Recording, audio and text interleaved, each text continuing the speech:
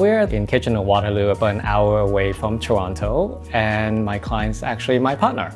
This is his place, and I have my own in Toronto and my weekend getaway. So I kind of thought, well, while we're working on the pre-construction condo, we can plan a whole lot of things of what we could do, and this is the end result of it.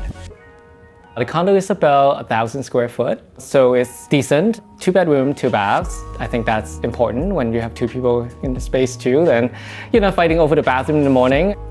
We purchased the condo pre-construction, and that I think is just the greatest time to actually do something because you have the opportunity to work with the builders for non-structural changes, but something cosmetics that you could do, like, with the closet system that you may want to do a little something differently, a little customization on kitchen if that makes it more functional and more to the aesthetic that you'd like.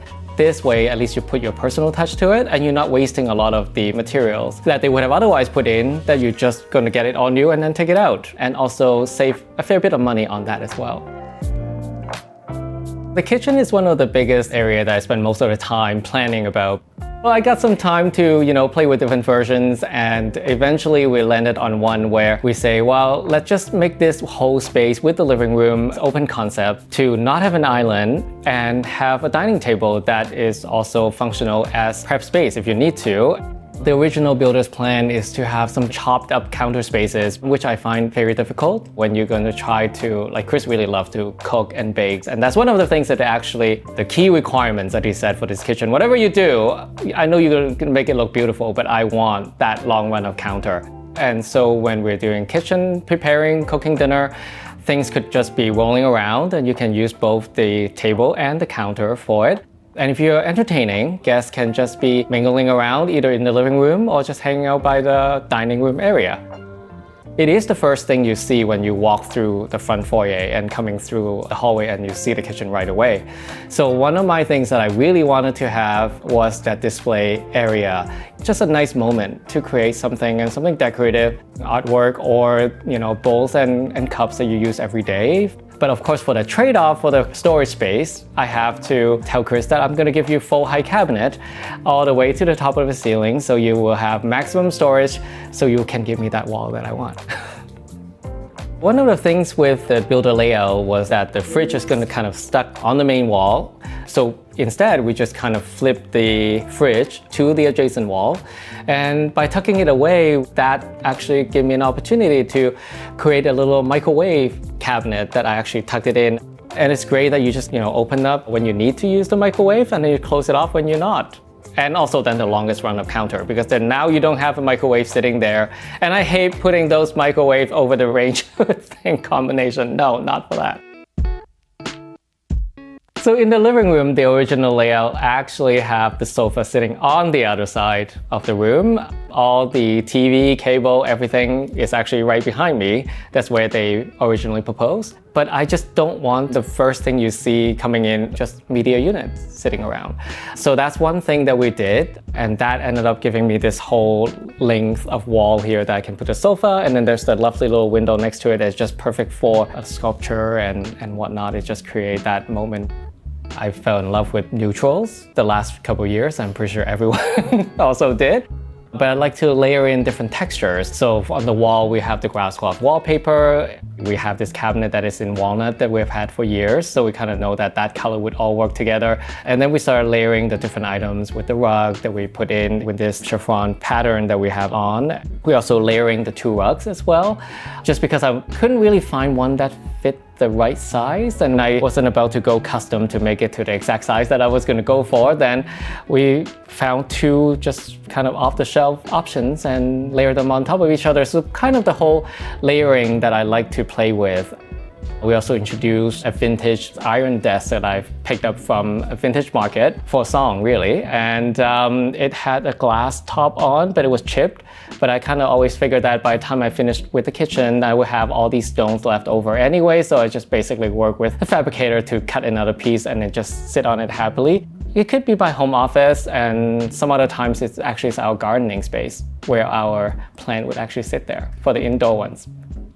The gallery wall was also another thing that I've always wanted. In his old condo, he has it. In my own condo, I have it. And partly it's also because we travel a fair bit, and there were times that we would pick up things that we like while we were traveling. One of them is actually a coaster from a restaurant that we really enjoyed when we were in France, and I just happened to have a coffee sitting on top and it left a little ring on, and I just love it, and I took it back and framed it up. Another one is also one of my favorite local artists that I visited her studio, and I actually tried to attempt to do a screen print on my own, and she actually wrote it on that Tim's first screen print on it. So those are the two that I really just can't live without, and they're going everywhere, wherever we're going. The moment that Chris saw that there were two really big windows in the master, he was like, well, you know, if you have two big windows, you got all the lights that are coming in, then I really want to have that as my home office. And which literally gave me a heart attack. Like, I really was just like, okay, well, who in the right mind would do that with the home office and then you have a bathroom in there? But for resale, you know, the way how we ended up doing is to make sure that whatever that I put in there is easily convertible back into a bedroom. That was one thing that I find challenging at first, because when he first said home office, I knew I have to put a desk in. And how am I going to be able to do it that is aesthetically pleasing without wasting money as well? Because if you just put something in there and then the next space you may not need that desk, it may not fit. So I was trying really hard to try to do a custom solution to that can be multi-purpose. Right now it's our desk, but in the future anyone could actually use it easily as a vanity for the bedroom. We also have a sofa bed as well, so that actually was mine from many years ago when I was at my dad's basement that I did my first makeover. And that was the bed that I picked up for myself as a sofa bed. And it's very comfortable, and whenever we have guests over, so that would be the guest bedroom as well. And guests often are pretty happy that they got actually their own bathroom in that space. For the master ensuite, I know that I wanted the vanity to be floating. I also wanted to make sure that there's a transition between the shower into the space that almost looks seamless by selecting the wall tiles that are the large size format scale, but in the almost same color as the wallpaper inside. And also pick a vinyl wallpaper that looks like grass cloth so that you can actually live happily in there without having to worry about it coming off or any mildew issues. But I did make sure that the feature wall for the vanity that I have a little bit of interest, just do a little bit of a different for an accent, but the whole thing just feels so seamless in there, even though there are 3 different materials that go into just the wall covering. Our bedroom is actually now, I guess most people would use as a guest bedroom in this unit. We decided to flip the bed and the storage solution to the opposite wall, just because the wall where the closet used to be, or they planned to have it, that wall will fit a queen size bed and also 2 decent sized side table. And I thought that's just a better use of the space to utilize that wall. And also what happened is then now give me the opportunity for a much bigger storage solution on the other side, where we can have full height clothes storage on 2 sides, and also in the middle we have the lower part where we did the drawer system that also doubled as a vanity, and also open display up above as well. So it really doesn't feel like it's just, you know, your cookie cutter storage solution, whereas this one you kind of just feel like, oh, this is nicely put together.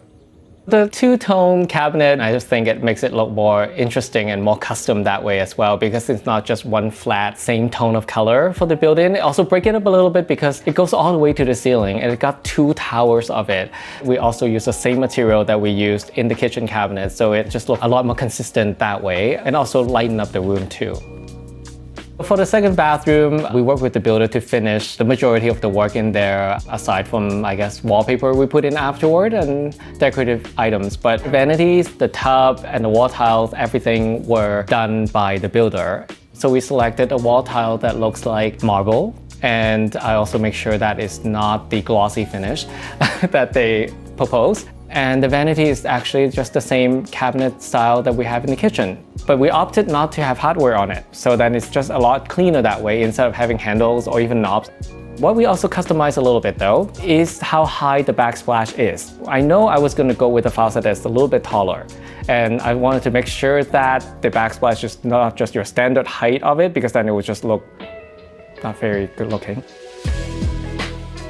For the balcony, what we really like is the view that you see with the park just right next to you, and also just the way how our condo is situated. We actually get to see the city on one side and the green space on the other, so that's one of the really good plus, and one of the big reasons why we actually purchased this unit to begin with.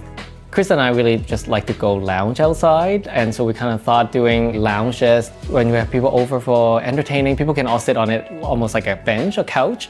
We also maximize the space that we could put planters. We love plants. Not that I'm very good with taking care of them for the most part, but we love having flowers around.